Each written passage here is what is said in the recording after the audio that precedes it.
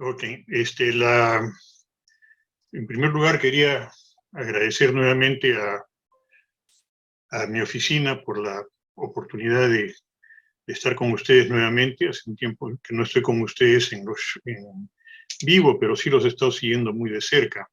Gracias a Henry, gracias a Alfonso, y por la oportunidad nuevamente de estar con ustedes. Vamos a hablar hoy día sobre las etiquetas que se le ponen a los corchos de las botellas eh, en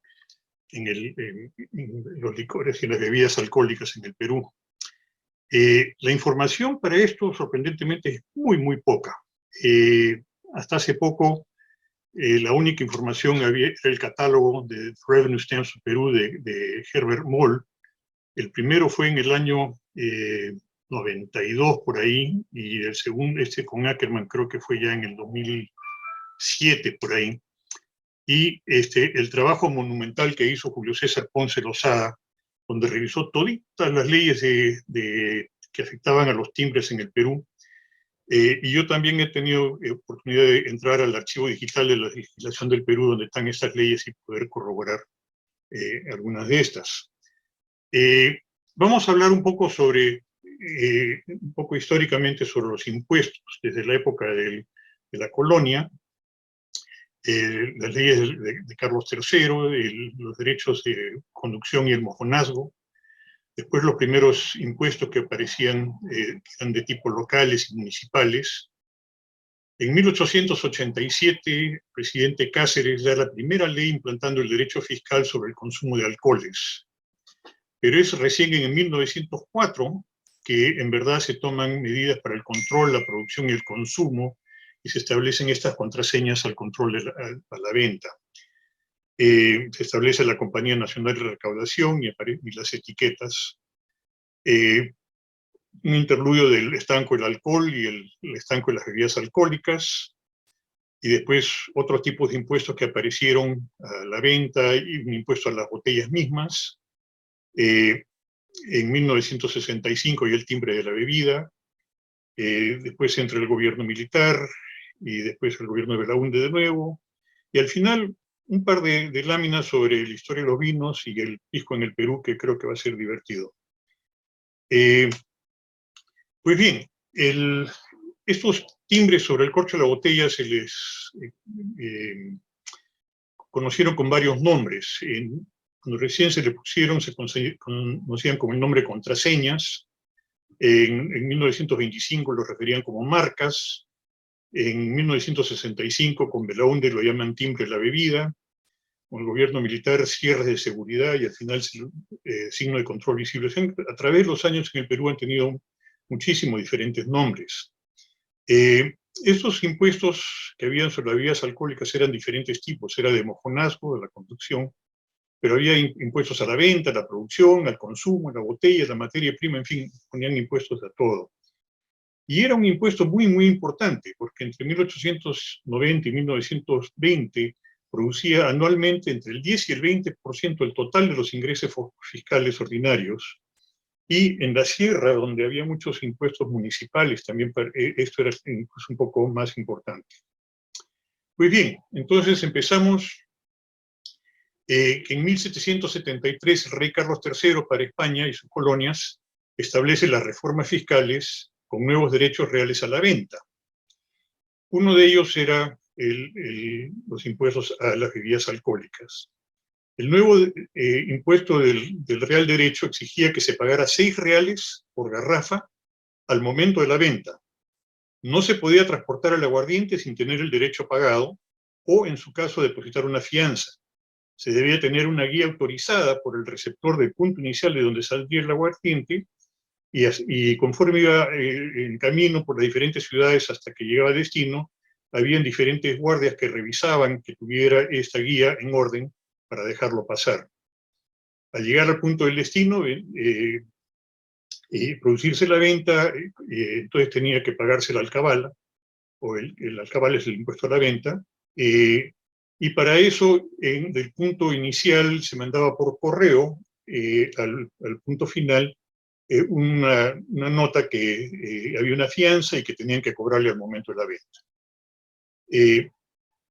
Aquí tenemos una carta, o un documento, diré, dirigida al señor receptor don Pedro López de la ciudad de Majes, ahí cerca de Arequipa, donde dicen, y este es del año 1785, dice, sírvase usted mandárseme de guía 33 garrafas de aguardiente que llevo a vender a la ciudad del Cusco, el que he comprado a la hacienda de don Blas de Quirós, y me obligo a traer la tornaguía de haber pagado el real derecho de alcabala, dando por fiador a don Ignacio Carballo, y por el derecho del nuevo impuesto a obligación de su importe a 6 reales por cada garrafa.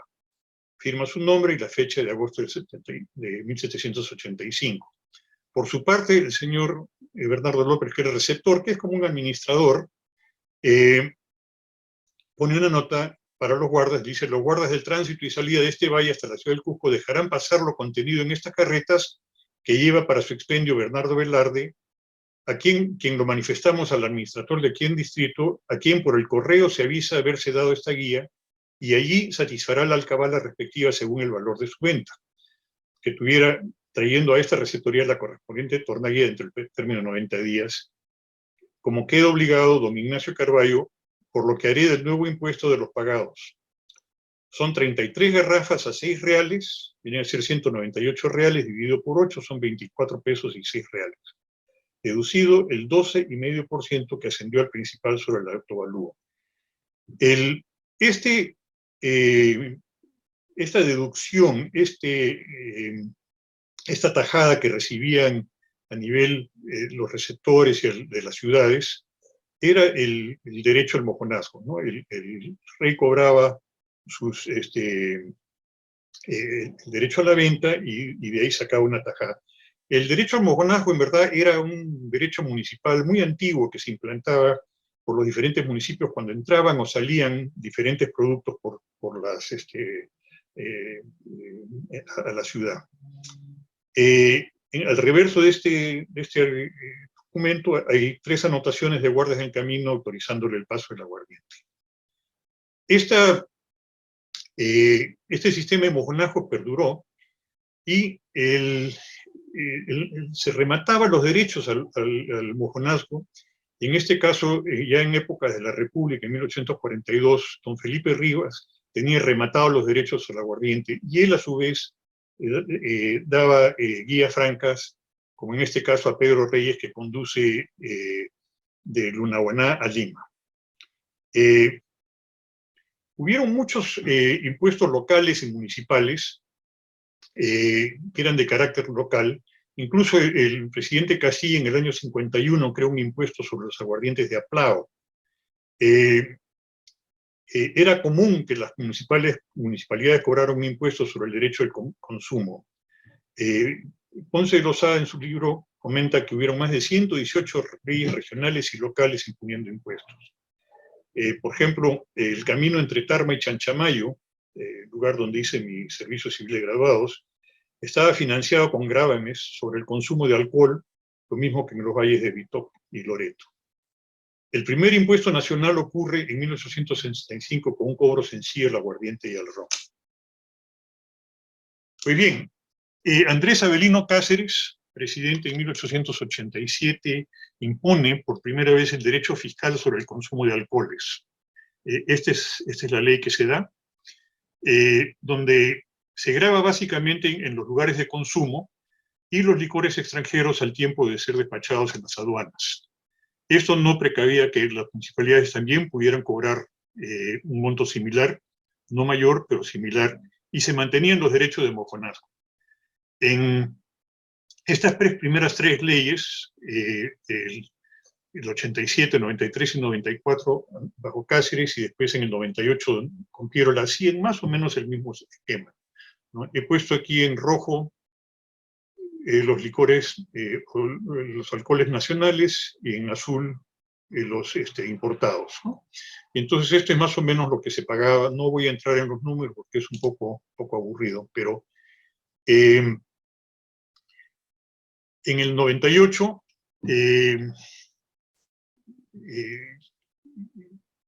se empieza hablar ya sobre cobrar por un peso correlativo de capacidad y de sustituir el alcohómetro de Cartier.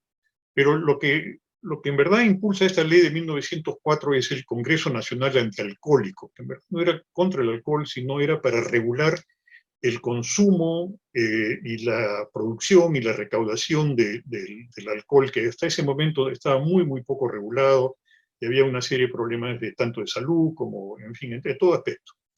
En el 1904 ya se usa el alcómetro centesimal, que era un indicador que se ponía a la salida del caño y medía la cantidad de licor que se estaba produciendo. Esta ley establece ya multas, solamente se permite el uso del alcohol de uva y el alcohol de azúcar, o sea, los alcoholes etílicos, y eso estaba fuertemente regulado por la toxicidad del alcohol, el metanol, ¿no? Se regula aumentar y bajar los contenidos alcohólicos, se establecen licencias, y se prohíbe que los que venden los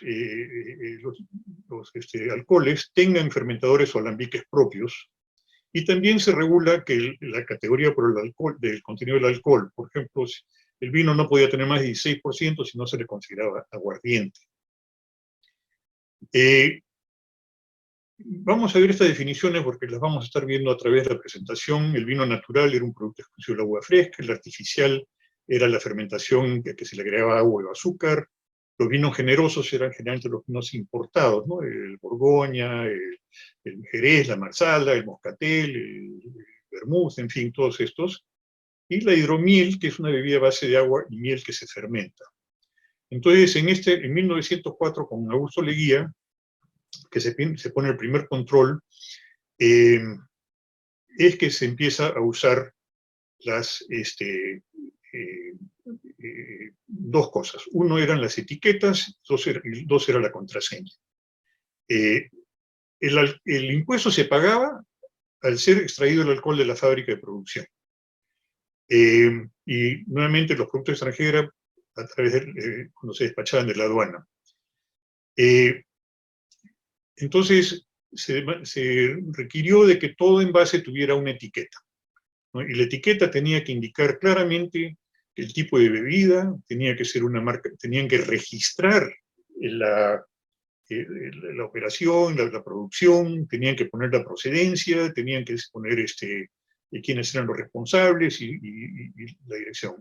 Eso tenía que estar todo en la etiqueta, y además tenían que tener una contraseña en el corcho.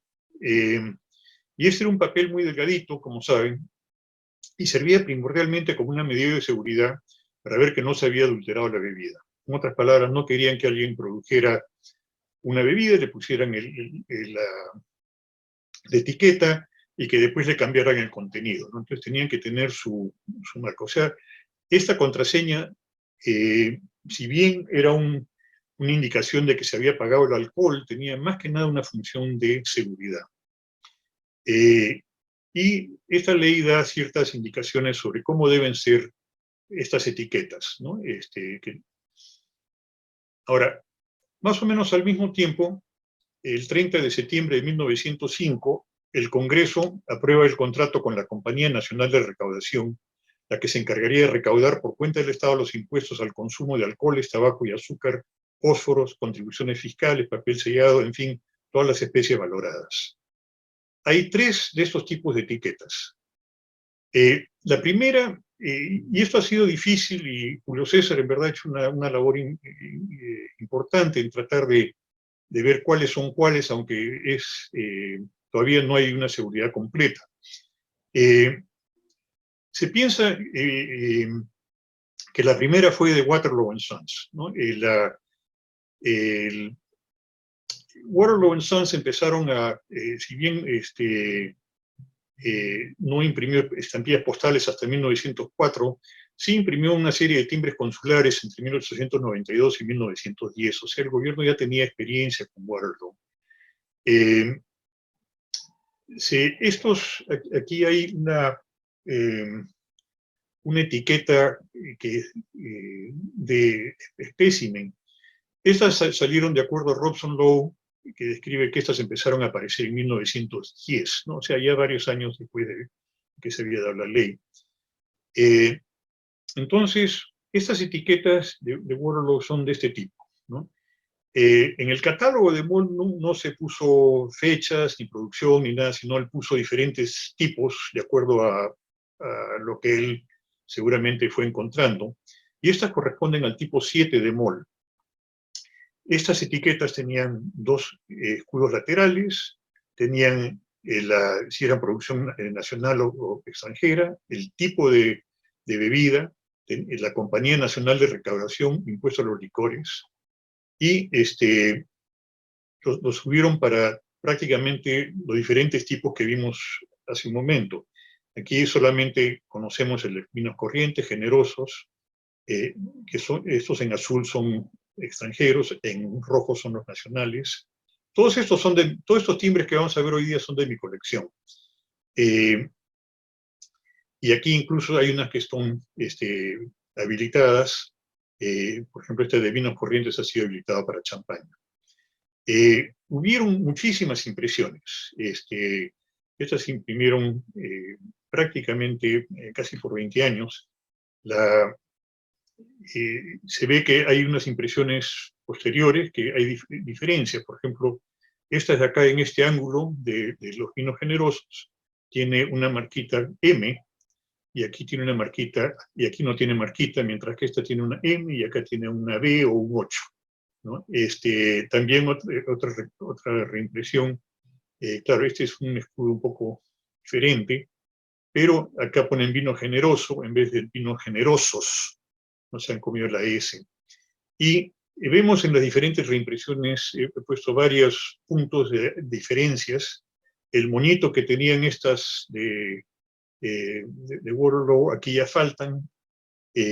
No sabemos si estas son de la misma Waterloo, si alguna otra, no sé si imprimieron a nivel local. Hay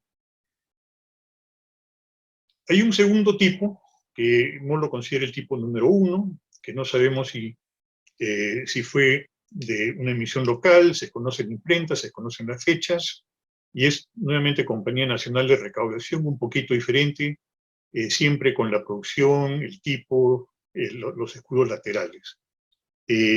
Aquí tenemos en rojo la producción nacional, en azules tenemos la producción extranjera. Como vemos, la producción extranjera básicamente eran los vinos generosos, y el vino champaña, y había una cerveza, y algunos licores de alto grado como el whisky, en fin, ¿no? Estas etiquetas peruanas generalmente son aguardiente de caña, aguardiente de uva, vino y cerveza, mas no las hemos visto, bueno, con excepción de cerveza, no las hemos visto para los diferentes tipos de vino, champán y de licores. En 1922 se manda a confeccionar una nueva serie, y esta se le da a la American Banknote.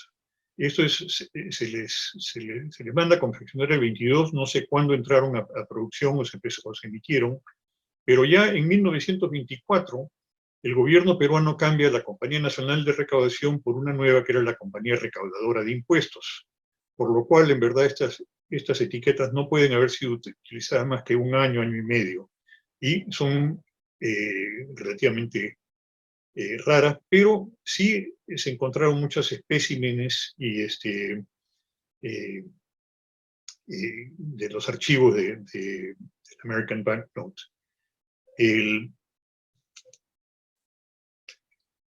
Ahora, mientras se producían todos estos tipos de etiquetas, o de contraseñas, hubieron varias leyes. Hubieron las leyes en 1915, 21 y 23, con diferentes volúmenes o con diferentes cobros a la producción.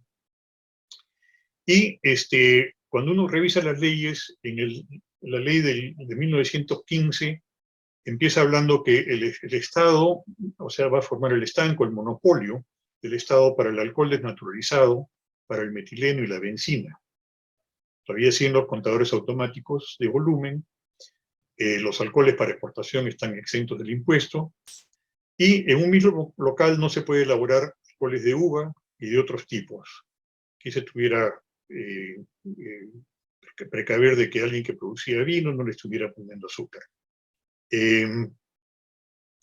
Y una cosa que es relativamente nueva, pero que nunca se siguió, fue que el gobierno iba a determinar las características de los vinos naturales de diferentes zonas productoras con la Escuela de Agricultura, ¿no? O sea, la denominación de origen, aunque nunca se dio una denominación de origen. En el año 21, con Leguía, se establece que cada año se va a subir los impuestos 5 centavos hasta llegar a 92 centavos, y esta ley dice que las existencias de alcohol y de bebidas alcohólicas pagarán la diferencia entre la antigua tarifa y la que establece esta ley. Habla de las existencias de alcohol para pagar la diferencia y se mandan confeccionar estos nuevos sellos que son muy parecidos a los anteriores, Compañía Nacional de Recaudación, el tipo de licor, extranjero, los escudos, y ahora ponen la palabra existencias, ¿no?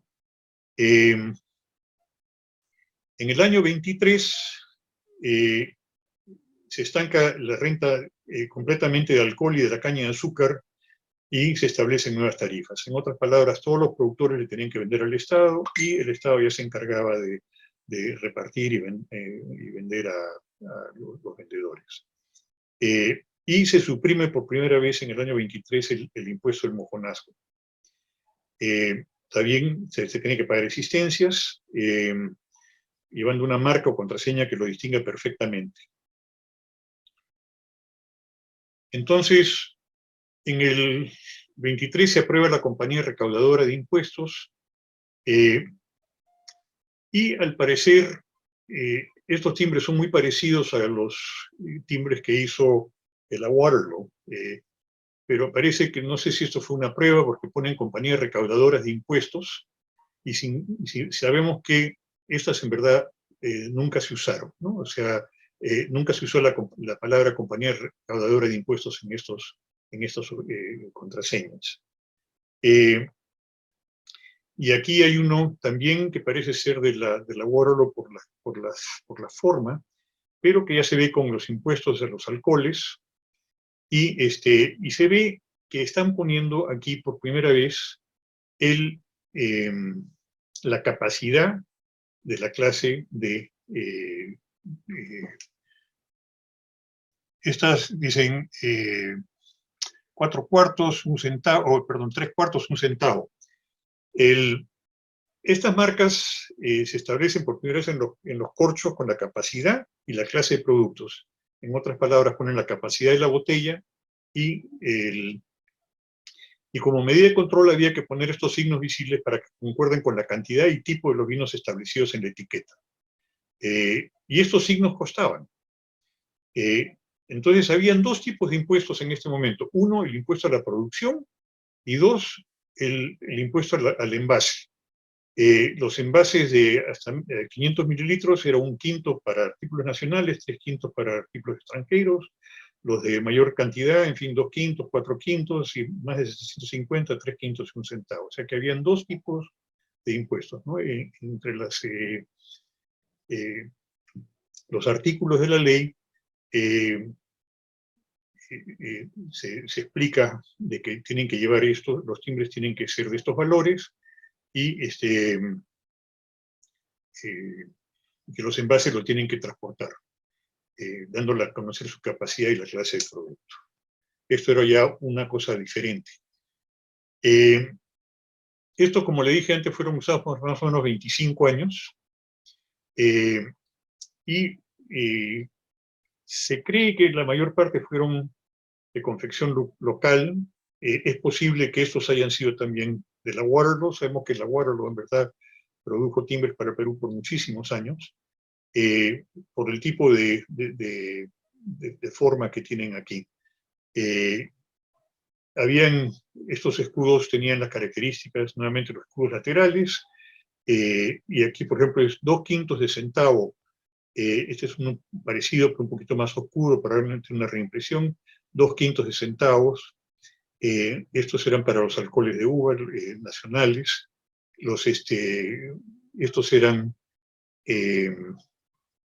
producción nacional. Habían otros que eran producción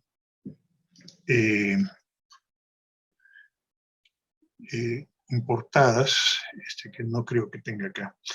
Pero bueno, hubieron diferentes formatos.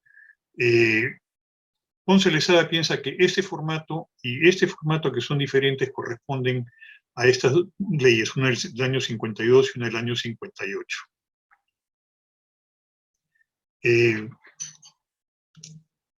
Este es otro tipo.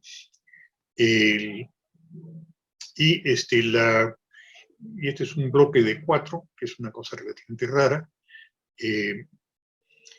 Y acá tenemos de producción nacional, de producción extranjera, con los diferentes tipos. Y ahora vemos que los colores ya varían muchísimo. Los azules, los medios rojos y violetas, en fin, pero ya parece que usaban la tinta que tenían a la mano. Este es un documento curioso, es un documento de ingreso de un tipo de alcohol, no sé cuál, y se le aplica un timbre de producción extranjera.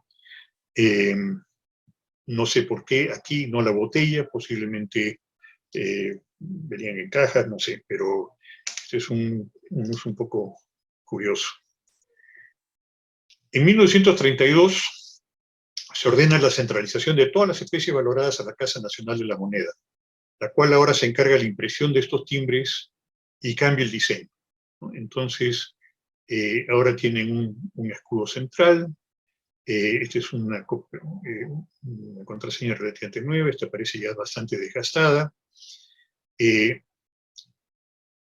interesante ver que en el año 33, de acuerdo a la memoria del señor Leopoldo Miro Quesada, director de la Casa Nacional de Moneda, que controlaba las series valoradas, se imprimieron en los talleres de la imprenta del Estado del Tabaco los siguientes timbres para alcoholes. Y aquí los numero: alcohol de caña, cerveza, en fin, 6 millones, en fin, para un total de 20 millones de timbres en ese año que se imprimieron para estos. Y sin embargo, de una producción tan grande, la persistencia de estos contraseñas es rarísima. Claro, como eran tan delgaditos, al abrir la botella desaparecían, ¿no? Entonces, ahí son muy escasos a pesar de que haber tan alto número en la producción. Y estos son, en ese periodo de 25 años se pasaron prácticamente todas estas leyes, y pasó del tiempo de Odría al tiempo de Prado, en fin, hasta el tiempo de Belaúnde. En agosto del 64 se empiezan a cotizar, se piensa en cambiar, y se empiezan a cotizar cierres de seguridad, y se determinan que las más ventajosas son la British American Tobacco Company del Canadá, que va a cobrar 45, para producir 45 millones por un precio de 41.000 soles. Y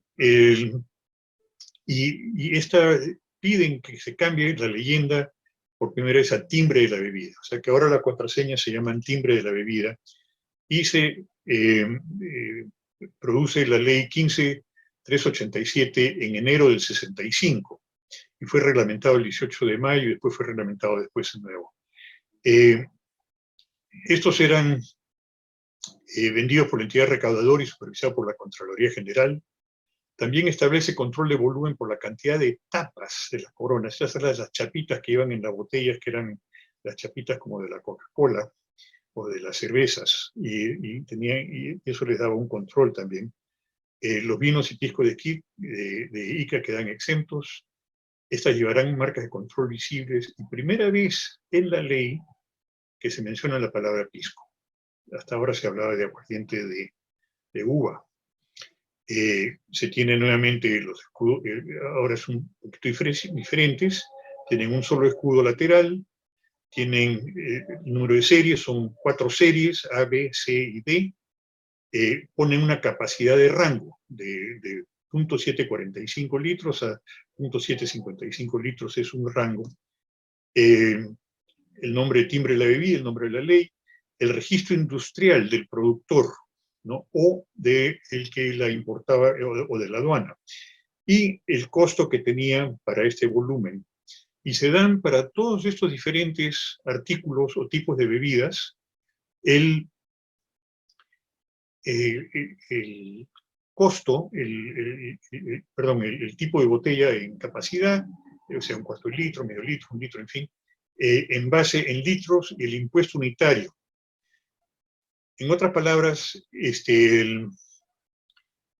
ahora lo que se están imponiendo es el impuesto a la venta del envase de licor o de vino, en fin, y no a la producción. Entonces se pasa a poner el impuesto, más que a la producción, al consumo, con estas etiquetas. Estas etiquetas fueron muchísimas, habían como vemos en el anterior, para cada una de estas categorías había una etiqueta, ¿no? Para cada una de estas capacidades. Acá les muestro algunas que tengo. En julio del 65, el Banco Central de Reserva fue autorizada para habilitar los que existían a otros valores. Primero se tomaron la de los alcoholes rectificados para farmacias, para boticas y farmacias, que se los pudieran habilitar para licores importados, pero también se utilizaron para producción local.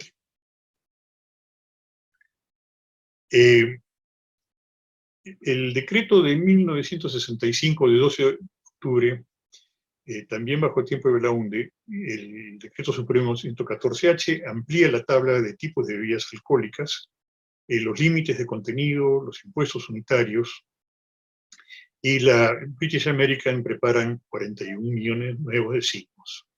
Y estos los imprimían en bloques de 25 ejemplares, 2 bloques de 25 ejemplares, y este era el tipo de timbre. Era un timbre, un timbre de la bebida mucho más, de peor calidad. El escudo era diferente, ahora lleva ramos de laurel y origo. Ya no se habla de número de serie, sino de número. Los productos extranjeros tienen una letra pequeñita, no sé si alcanzan a ver aquí abajo, en la última de abajo, productos extranjeros. La capacidad está ahora en números fijos, ya no en rangos, y las etiquetas de alcohol de uva ahora dicen pisco. Entonces aquí este alcohol de uva, por ejemplo, aquí dice pisco. En los años 70 se empiezan a habilitar los sobrantes, esta ley, y se podía cambiar no solamente el valor, sino la capacidad, en fin, vemos aquí varios ejemplos de eso. Estas fueron las diferentes leyes, tarifas durante el gobierno militar. Interesantemente, el gobierno militar sube los precios y dice que era para cautelar la salud del público, que se aumentan las tasas vigentes para las bebidas alcohólicas, al parecer para que no tomen tanto alcohol, no sé, y se da un impuesto único a los alcoholes. Y se faculta al Banco de la Nación para imprimir los timbres de la bebida. Y terminado el gobierno militar, los 13 años, nuevamente se elige a Belaunde, y él da el decreto legislativo número 190, que deroga la ley 15387 y legisla la materia tributaria. Y básicamente a tabla rasa le sube 25% a la cerveza, vino, vermut, en fin, y 30% a los aguardientes, ¿no? También sigue siendo un impuesto al consumo a la hora de que si uno no compra su botella tiene que pagar en ese momento. Y mandan imprimir un nuevo tipo de timbre, que es este. Como vemos es de inferior calidad.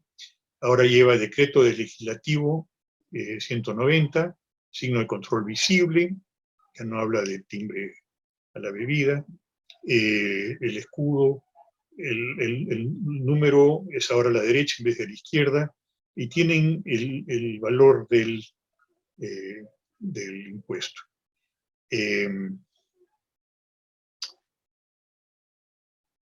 Estos van desde más o menos de 1 centavo hasta más o menos 1.500.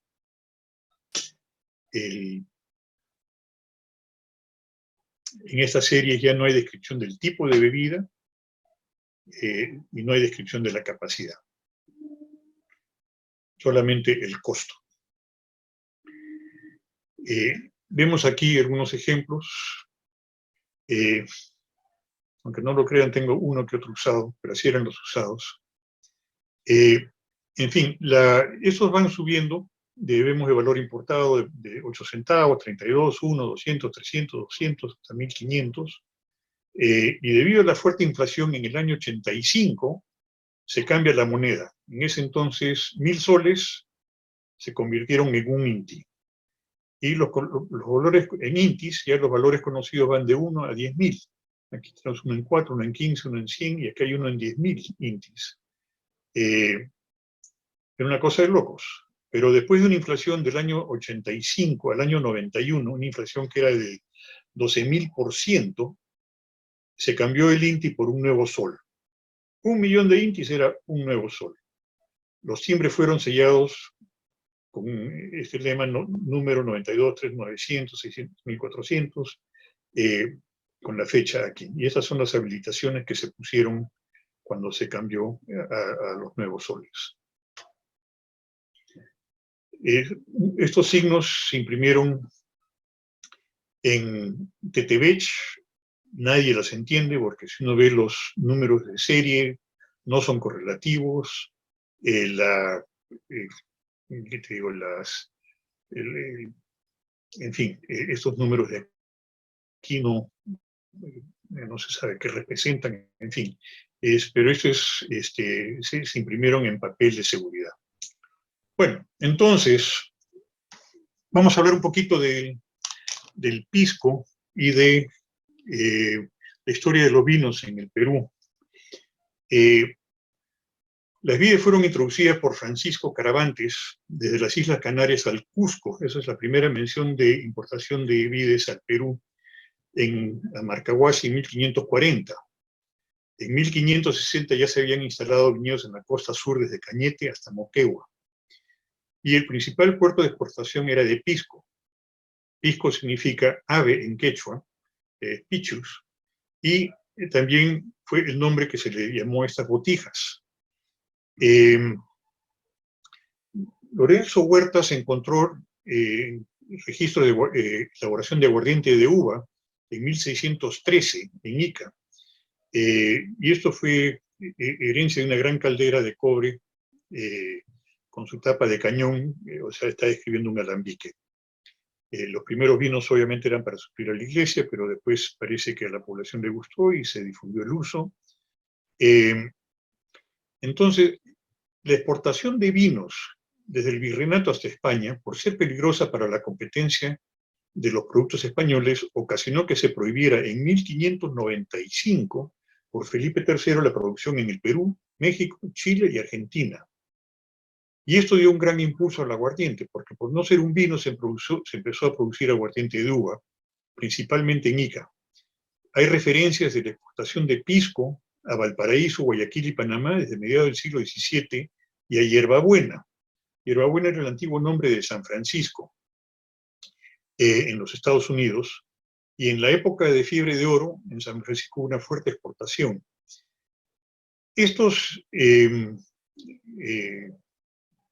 Estas botijas, de pisco, le ponían el nombre de pisco, y estos se mandaban a San Francisco, y en San Francisco cuando la recibían decían que estaban recibiendo pisco.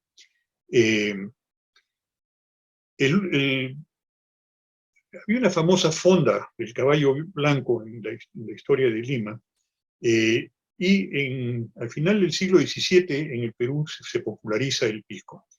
El mercurio peruano registra un producto que se llama punche, que se le vendía a los esclavos, que era una combinación de pisco con limón, y en San Francisco Duncan Nicole, en el bar Bank Exchange, crea su versión de pisco punch agregando otras frutas. Pero es Víctor Morris, el bar Morris en el centro de Lima, que se le atribuye haber creado el pisco sour a la semejanza del whisky sour. Y fue muy popular en el Hotel Mauri en la Plaza de Armas. Y este hotel fue precisamente donde se llegaron a albergar los altos mandos militares durante la ocupación chilena de Lima. El bar, hay referencias también del bar Harris de París que lo sirve. Durante la época de la prohibición americana y la Primera Guerra Mundial, disminuye mucho la demanda para los vinos y el aguardiente, y aumenta la demanda para el algodón, y muchos de los valles costeros empiezan con la producción de algodón y se desplaza a la uva. Pero en los últimos años, entre el 2003 y el 2009, subió en un factor de 6, y del 2010 al 2020 subió en otro factor de 4. O sea que la producción de pisco ha aumentado tremendamente en el Perú. En el Perú conocemos los cócteles que más conocemos, el pisco sour, el chilcano y pisco, el Perú libre, que es la Coca-Cola con pisco, al estilo del Cuba libre, la algarrobina, los macerados, los picotones, el pisco punch, el tambo sour, el aguaimanto, en fin. Y el tipo de... Vamos a comparar un poquito los piscos chilenos y los piscos peruanos. La zona de producción de los piscos en el Perú es Lima, Ica, Moquegua y Tacna, y en Chile es Atacama y Coquimbo. Esas son las zonas típicamente pisqueras. Las uvas chilenas que se producen para el pisco es el moscatel, el Pedro Jiménez y el torontel primordialmente. Mientras que en Perú es el quebranta, la negra criolla, el mollar, el ubina, el moscatel, el Moquegua y Tacna, el albía y el torontel. Hay diferencias en la producción, no es exactamente lo mismo.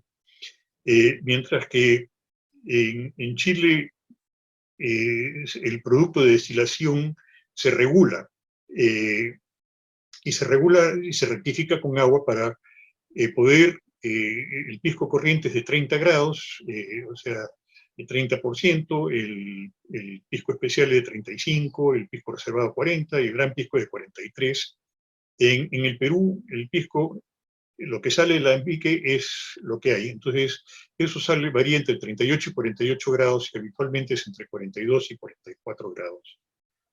Mientras que el pisco peruano siempre es transparente porque nunca se añeja, el pisco chileno sí puede ser añejado, puede ser no añejado, pero puede ser transparente, pero hay muchos que son de un color arroblado, ¿no? Como el Capel, y en fin, aquí tenemos Altos del Carmen, en fin, hay varias variedades que son color acaramelados, ¿no?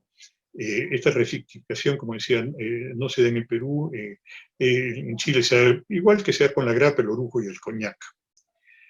Entonces, este es el Valle de Ica. Hubo pues una gran, ¿qué te digo?, problema, porque nuevamente el Perú se dejó estar. Y en 1931, Chile declara denominación de origen al pisco como un producto de Coquimbo y de, ¿cómo se llama?, Atacama. Es más, en 1936, la ciudad de La Unión cambia su nombre a la ciudad de Pisco Elqui, y que producía desde el siglo XVIII, producía aguardiente de uva, y esto le da pie a llamarlo pisco. El Perú, en verdad, como vimos en las etiquetas, se hablaba del aguardiente de uva, del aguardiente de caña, en fin, y no es hasta el año 66, creo que dijimos, que aparece el nombre pisco en las etiquetas. Pero ya para ese entonces había habido problema, porque cuando el Perú trató de vender pisco, creo que fue en Londres, se le puso una interpelación de que no podía vender pisco porque tenía denominación de origen de Atacama y Coquimbo. Entonces empieza una disputa entre los dos países hermanos. Chile argumentaba que el pisco en verdad era un término genérico y que tenían ellos denominación de origen y que tenían el pisco Elqui desde el año 36.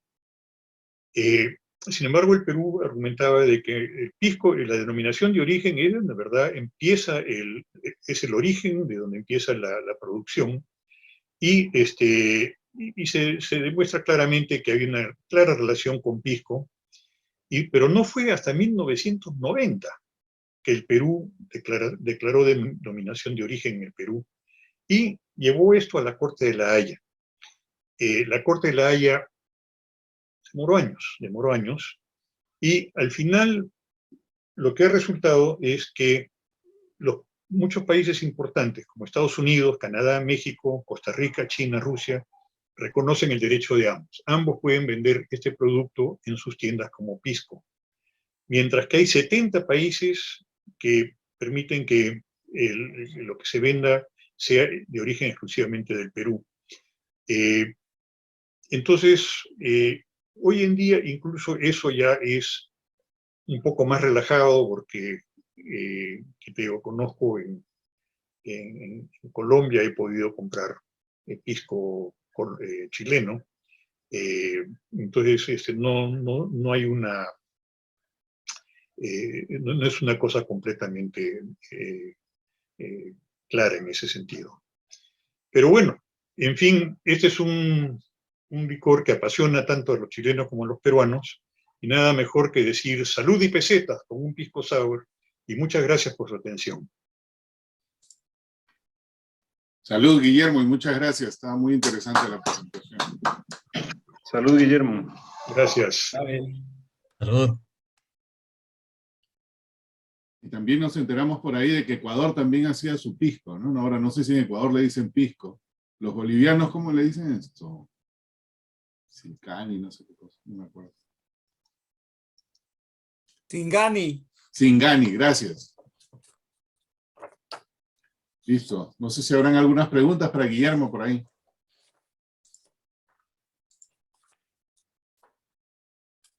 Okay. Mientras esperamos las preguntas, mencionaste Hierbabuena, que si efectivamente era el nombre anterior de San Francisco, y San Francisco y la relación con el pisco. Y esa relación es bien alta, inclusive hay un libro que se llama La historia del pisco en San Francisco, ¿no?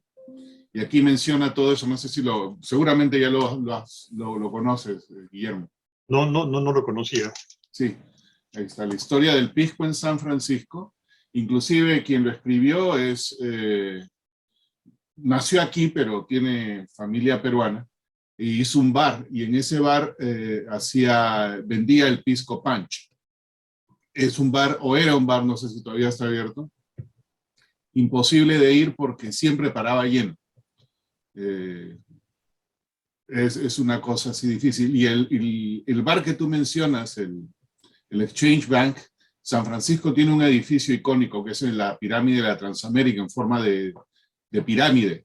Uh-huh. Ahí, en ese terreno es que estaba ese bar. Desafortunadamente, obviamente, ya no está hoy, pero ese era el lugar donde se encontraba. Mauricio, ahí estás con la mano en alto. Gracias. Primero, Guillermo, gracias por la presentación. Te tengo dos preguntas. Primero, cuando mencionaste el impuesto de Carlos III, se mencionaba una garrafa. ¿De cuánto era una garrafa? Porque, o sea, ¿qué volumen exacto? ¿Se sabe qué volumen era? No, okay. Yo no lo sé. Lo he buscado, no lo he encontrado. Hay un libro que es muy interesante, que se llama The Lord of the Lands, que es la historia de los jesuitas. Como ustedes saben, Perú, bueno, llega Pizarro en 1550, por ahí, llegan los jesuitas y están hasta 1750, y ellos eran los grandes agricultores. Ellos habían puesto colegios en diferentes ciudades, en Lima y Cusco, y para financiar esos colegios tenían que tener haciendas, tenían que tener producción de vino y caña de azúcar. Y ellos eran dueños prácticamente de todo Ica, todo el Valle de Huaura, de Lima, de las partes importantes de producción, en fin. Era un grupo que cuando se les larga, tuvieron que dar, tenían más o menos como unos 2.000 esclavos y tenían más dinero que el gobierno lejos, ¿no? Tenían más influencia, ¿no? Que es parte de la razón que se les largó. Bueno, ellos en las garrafas que ellos ponen, no, o sea, no usaban la palabra litros, no usaban litros, y las medidas eran muy confusas y variaban mucho. Al momento de producirse esos tinajones variaba mucho el que la producía, o sea que había una fluctuación de tamaños, y es más, hay una anotación del superior de la orden diciendo que están haciendo las tinajas muy chicas y que hay diferencia de tamaños, pero no he encontrado el volumen que yo te pudiera hacer, son tantos litros o tantas onzas, no sé. Quizás alguien sepa, pero... La otra pregunta, estos timbres que nos enseñaste, que nos mencionas que se cree que los hizo Waterloo Sons, mi pregunta es, ¿por qué creen que los hizo Waterloo y si han encontrado algún otro material de Waterloo que no tenga pie de imprenta? Sí, bueno, como mencioné, el Waterloo fue la que hizo los timbres consulares, ¿no? Los timbres consulares son muy, muy interesantes. Hay una rica historia de los timbres consulares, quizás pueda hacerlo en otra presentación. Y esas, las primeras, fueron por Waterloo, y las empezaron a hacer más o menos en los mismos años, 1904 o 1912, y no tenían pie de imprenta. Julio César encontró una ley diciendo que mandaban imprimir a la Waterloo, pero como te digo, no es un dato 100% cierto, pero es lo mejor que tenemos, es lo más factible, ¿no? Sí. Muchas gracias. Miguel. Bueno, primero, Guillermo, felicitaciones, muy lindo el material que me mostraste, además a mí me gusta en particular porque yo colecciono ese tipo de cosas en Argentina, ¿no? Vos mencionaste que a pesar de la gran cantidad de timbres que se imprimieron, son muy pocos los que, digamos, sobrevivieron. Y a mí me pasa algo parecido, yo colecciono ese tipo de timbres y también tengo mucho material que es muestra y tengo muy pocos que sean usados. Mi teoría es que lo que ocurría con esos timbres, y te lo pregunto a ver si puede ser que en Perú pasara lo mismo, esos timbres se emitían sin goma, no era como las estampillas fiscales o postales que tienen goma. Entonces, al venir sin goma, son los fabricantes los que lo pegan con el pegamento que se les ocurra, y en general son poco lavables esos pegamentos. Encima, pegado en una botella, hace que sea muy difícil conservarlos. Incluso los que yo tengo usados en su mayoría están bastante estropeados y uno los guarda igual porque es lo que hay. ¿Es posible que eso sea la causa de que sean tan pocos los usados? Sí, pero por supuesto, los primeros timbres engomados fueron los que aparecieron con la ley 15.837, en fin, la que dio Belaúnde en el año 66. Hasta ese entonces, ninguno de los timbres era engomado, con seguridad. Perfecto, gracias.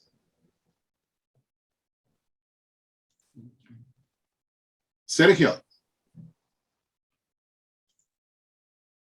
Bueno, felicitaciones, Guillermo, muy interesante, sobre todo un tema de Gracias. que los peruanos nos preocupa mucho, es el pisco.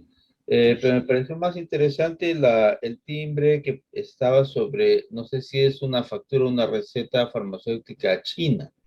¿Eso es así? ¿Es un recibo o era un papel que envolvía una botella de algo y porque tenía alcohol el medicamento tenía que pagar impuestos? No sé. Mira, es difícil saberlo. Lo que parece ser es un papel de aduana, un papel que está entrando, que está dando razón de que está entrando un cargamento de alcohol probablemente de tipo medicinal, porque por su historia ellos hacían eso, pero no te puedo decir más porque no sé leer chino y no he conseguido nadie que me lea el papel y en verdad lo voy a tener que buscar porque esta presentación la he preparado hace pocos días y no me he dado tiempo para... ¿Qué año es, Guillermo, de eso? ¿De qué año fue el documento? Te lo digo. Y si después puedes pasar una copia para tratar de investigar un poco, porque sabes que el barrio chino y los lugares de opio eran emblemáticos aquí en Lima, y había los médicos chinos también que administraban a su comunidad este medicamento. El tema es si esto es algo que salió del Perú o ingresó. Parece lo que tú me dices es si importaron cosas de China y el timbre sirve para lo de aduanas, ¿no? Yo creo que eso es lo que pienso. Yo te voy a mandar una copia. Hay un señor en México que se llama Kawi, que me vendió y tiene otra, ¿no? Y son las únicas dos que he visto, ¿no? Pero te voy a mandar una copia de esto y tengo familia china, pero que no están en Miami, que les voy a pedir que por favor me ayuden con esto. Ok, gracias. Disculpa que me meta, pero ese parece un documento para alcohol, como dices tú, etílico, porque, metílico para farmacias, porque en la ley del año 26 o 36 se cobraba impuesto también a ese tipo de alcohol.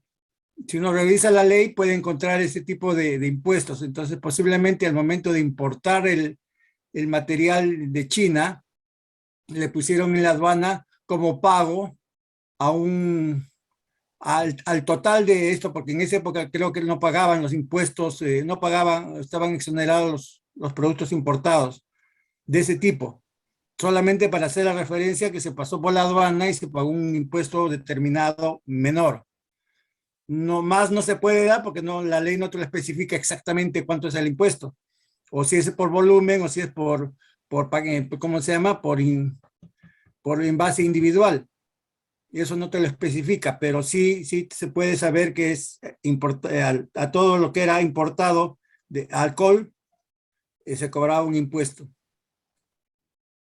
Okay.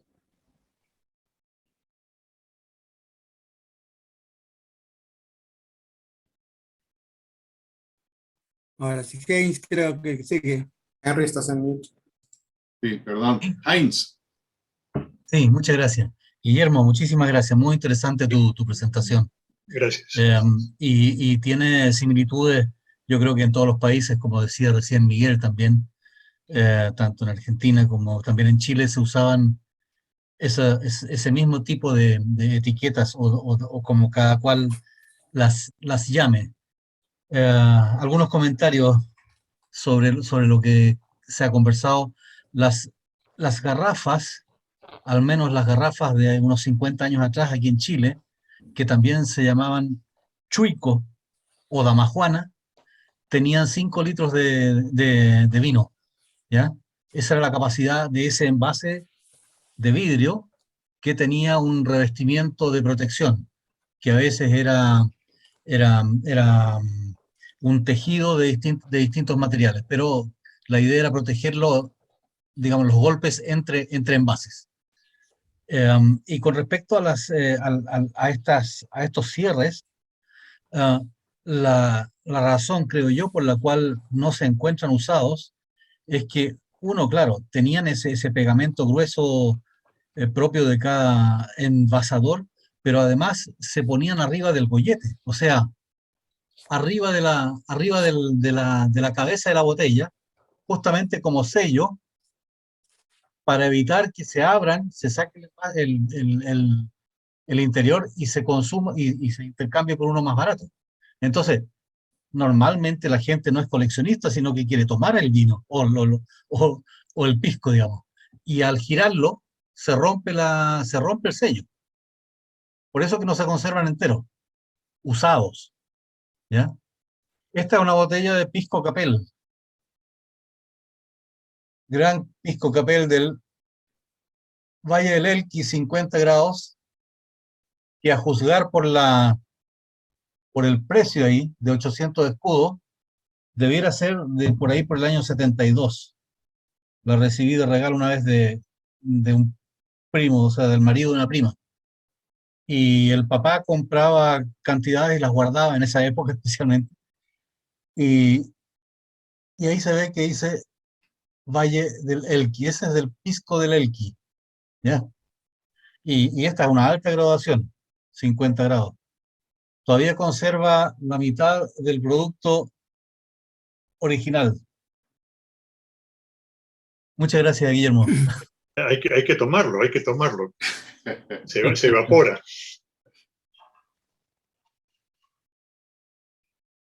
Todavía tiene aroma. Salud, Heinz. Sí. Con respecto al uso de la etiqueta o timbre, de esto, la ley especificaba el modo de uso. Hay una ley en Perú donde dice que se tenía que pegar encima del pico de la botella con el fin de evitar, como dices tú, el fraude, y se tenía que poner en origen. Apenas se terminase de fabricar el pisco o el licor de cualquier sea la clase, se tenía que poner en origen.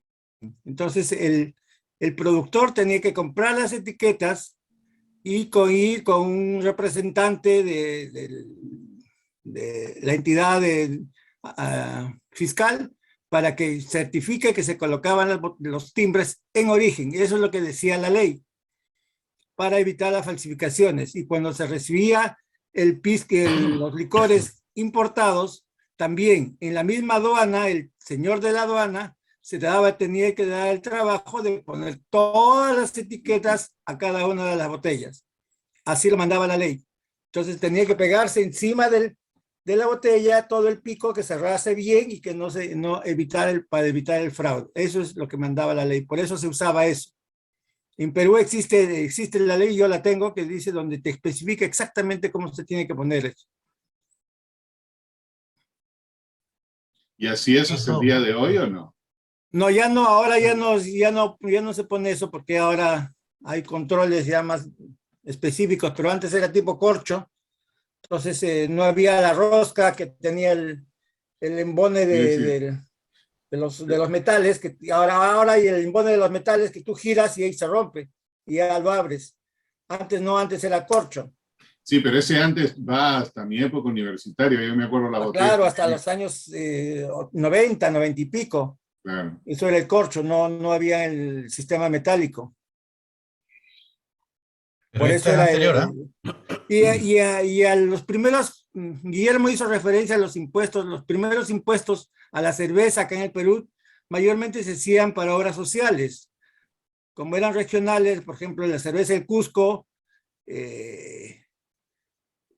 cobraba sus impuestos con el mojonazgo para, por ejemplo, a canalizar el río Guatanay, que cruzaba todo el Cusco, lo asfaltaron, hicieron una pista, y entonces todos esos, en diferentes sitios, en Pisco, en Ica, en Trujillo, que también se hacía cerveza, todos esos los utilizaban para cosas municipales y obras públicas. Eso también tenía que ser por ley nacional, no por ley local. El gobierno central autorizaba al gobierno regional o local para poder usar el impuesto de la cerveza y no pasase a las arcas nacionales. Así era en esa época, antes del 1900. Ya después se centralizó.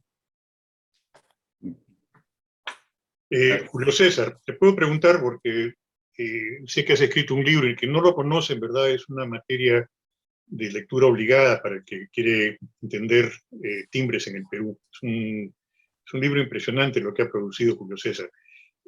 ¿Por qué se dejaron de usar los timbres? ¿Fue porque ya se decidió hacer directamente un impuesto a la venta y ya no era necesario timbres, de valor agregado? En el año 1986, con el gobierno de Alan García, decreta que se deje de usar los timbres móviles y el papel sellado.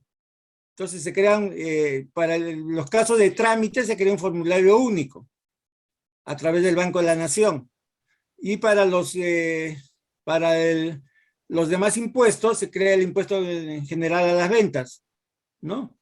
Entonces y todo se centraliza en un solo sitio sin diversificar, porque antiguamente cada tipo de timbre tenía una ley específica para una determinada obra. Por ejemplo, los timbres judiciales era para solventar los sueldos de los jueces, de los abogados, etcétera.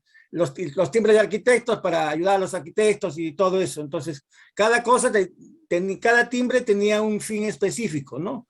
El timbre de arqueología, por ejemplo, era para la Biblioteca Nacional, los museos, etcétera. Entonces, centralizan todo y todos los impuestos dispersos los ponen en una sola bolsa.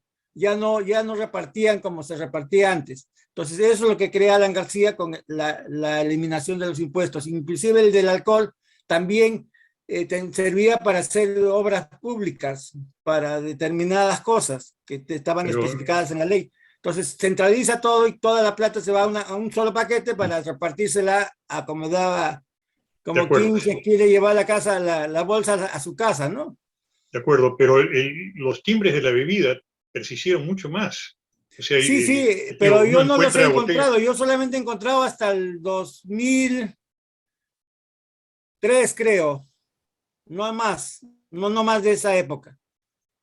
Ya no he, ni siquiera, ya por más que he buscado, no he encontrado timbres después de 2003. Los cigarrillos ahí sí siguen teniendo timbre. Los cigarrillos sí. Sí, acá también, sí. Que ese es otro mundo también, otra faceta muy bonita de los cigarrillos. Y es el mismo concepto, va por encima, pues, ¿no? Sí. Claro. Ahora, Sí. a mí me tocó ver en Chile, cuando era niño, que no todas eran solo pegadas, sino que habían etiquetas de impuestos que se ponían sobre el lacre.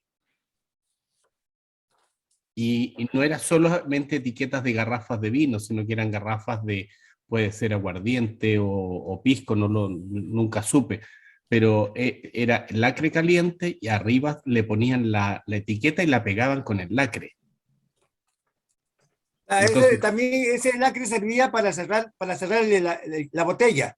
Exacto. Con el lacre tú cerrabas esto para que no entrara aire a través del corcho. Entonces no malograbas el vino o el aguardiente. Entonces hacían las dos cosas al mismo tiempo.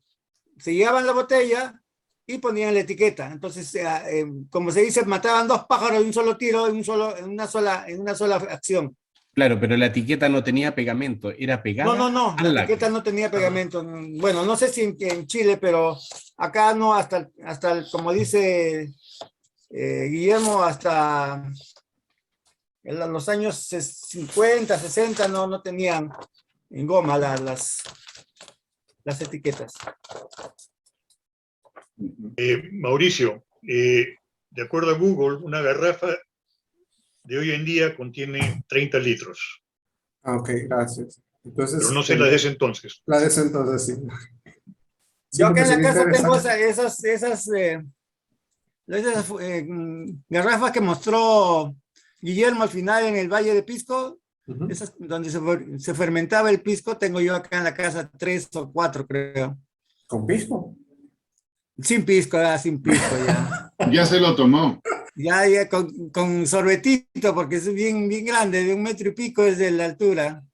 Entonces hay que sacar, y pesan, porque son de hechos como de cerámica, ¿no? Y pesan bastante.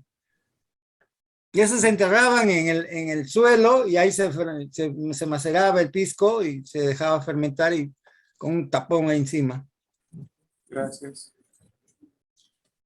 Guillermo, yo tengo una curiosidad respecto a la época de la hiperinflación. De alguna manera me sorprende y no me sorprende que haya uno de esos timbres hasta de 10.000 intis. Pero dependiendo en qué mes, del 89 al 88 era 10.000 intis, era centavos de dólar. ¿Ese es el de mayor valor o han habido algunos otros que ya le ponían el Inti millón, ese tipo de cosas? Yo solamente lo conozco hasta 10.000. ¿Conoces alguno, Julio? No, yo solamente hasta 10.000 conozco. 10.000.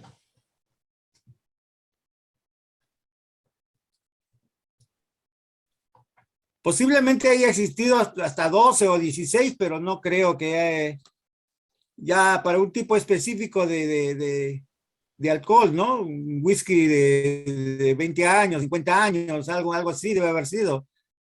Pero no creo que se hayan hecho mucho de ese tipo, porque era ya un puesto muy alto.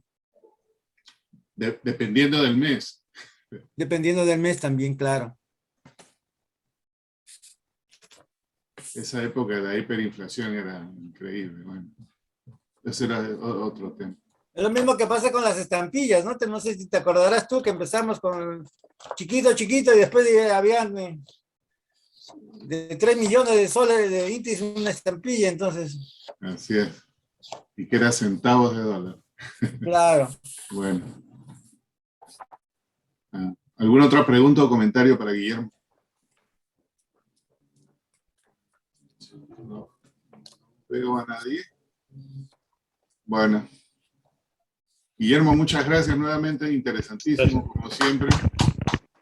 Voy a hacer llegar el link de la historia del pisco en San Francisco. Es un libro interesante. Ya, gracias. Bueno. Y el pisco es peruano. Y chileno. Acuérdate que se recibe en muchos países. El de verdad es de 50 grados y lo hacemos nosotros. A mí me antojaron el mejor de un sabor lo pisco. hacemos nosotros. O sea, 50 grados es 100, Mira, 100 mira, proof. el pisco chileno y el pisco sour es peruano. ¿Quedaste contento? Ah, está bueno ya. Ya, bien. Los mezclamos todos y hacemos el pisco latinoamericano. Bueno. Mejor nos bien. tomamos un cingán y ya está. Ellos hicieron lo mismo, pero le pusieron otro nombre. Nadie lo fastidia. Sí. Bueno. Nos dejaron antojados. Así es. El día de mañana.